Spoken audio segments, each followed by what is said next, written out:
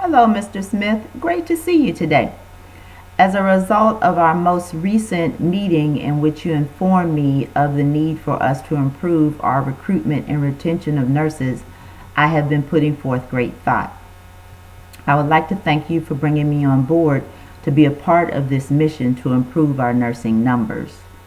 I always appreciate an opportunity to lead and serve the community by using your greatest strengths.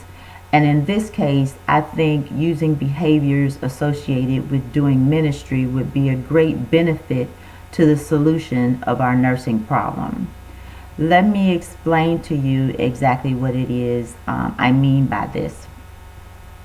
In this case, serving means attending the needs of our patients, the nurses, and the organization to keep our beds open and our nursing volumes at optimal levels.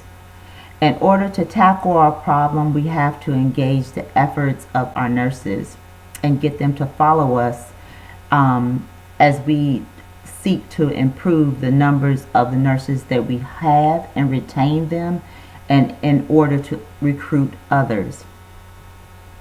I have assessed the needs of the organization and realized to achieve our goals, I am in an ideal situation that allows me to advocate for the needs of the organization and keep our patient numbers up and maintain and possibly improve our profits. Value-based purchasing requires us to deliver safe, quality, efficient care. Evidence has shown that the quality of care that patients receive is directly associated to the nurse-patient ratios. Our families receive treatment here, and we do not want anything to happen to our families or members of the community because of inadequate nursing numbers. I am very sure that you are aware of the ramifications of what could possibly happen should we not have sufficient nurses to care for our population. I combined investigative actions and deliberate thought to decide upon the best way to connect nurses in our efforts to improve the care we provide. By retaining quality nurses and recruiting others, as well as fostering their development to become quality nurses, we can generate satisfaction in our patients and greater improve our revenue by making patients want to be here because we have more quality nurses to provide them care. The identification of solutions requires a futuristic thought process that is innovative and uses various perspectives to achieve retention and recruitment. Above all, I realized I needed to gain the trust of the current nurses that we have in order to collaborate our efforts and yield positive results.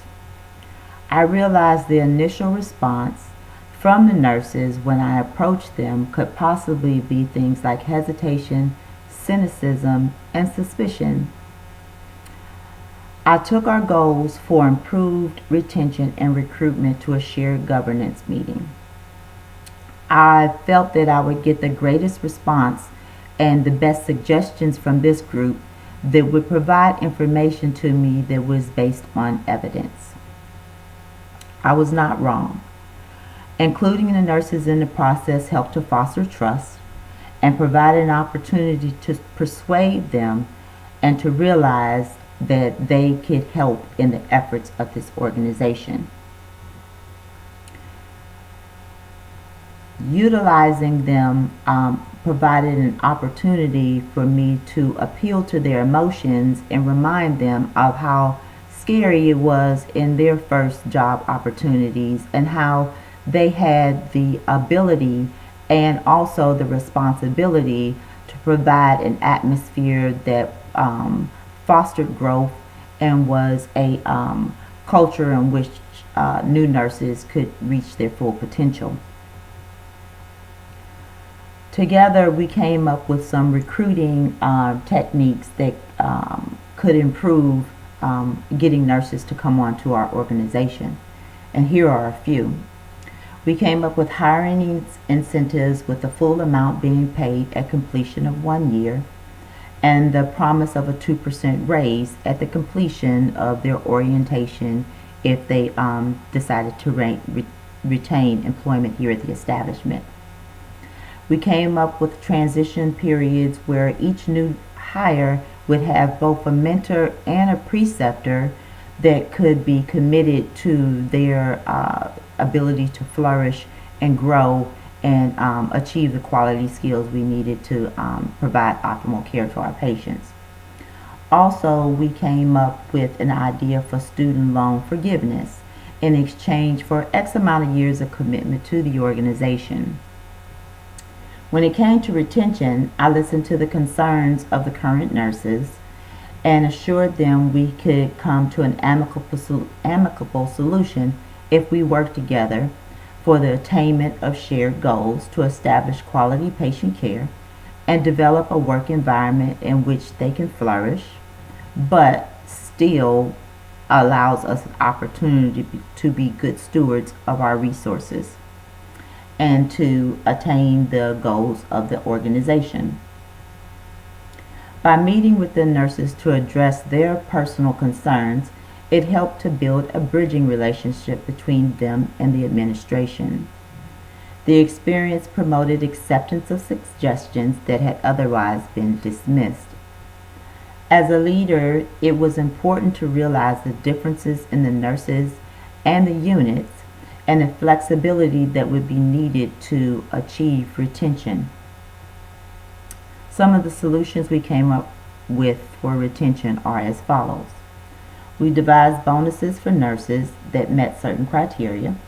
We allowed nurses to utilize sick time that they have accrued and be able to turn that in for vacation hours that shows that we appreciate the fact that they don't take advantage of sick time or misuse it, and let them get some benefit from that.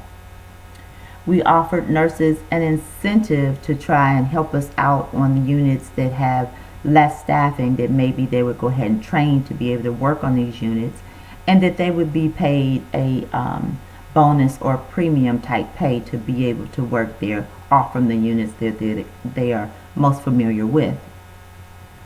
We also ensured a transparency in salary so that nurses could see a comparison between our facility and facilities in the local community to see that we are comparable in regards to the pay that we provide to them and the incentives and whatnot that they receive here.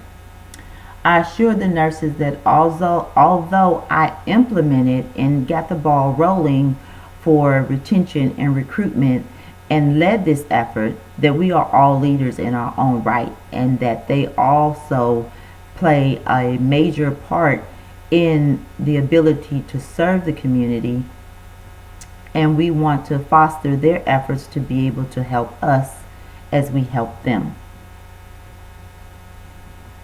They too are co-workers in the organization, and that they needed to realize that this journey was not a journey of one, and it's not a solo journey, and that working together we could achieve our efforts.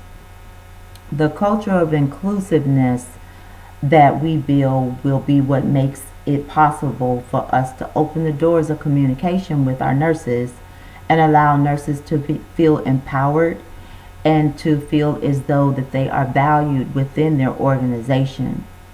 Upon securing their engagement, you will have the nurses more inclined to want to stay because they feel valued. Looking at this, it lets you see that the nurses are your very momentum that you need in order to achieve the results that you're looking for recruitment and retention. I hope that you'll take this suggestion that I've provided, and that we can move on to fill the void that we have within our nurses and go on to achieve the quality of care by keeping our units open and serving our patients, which is our optimal goal for this organization. Thank you for your time, Mr. Smith.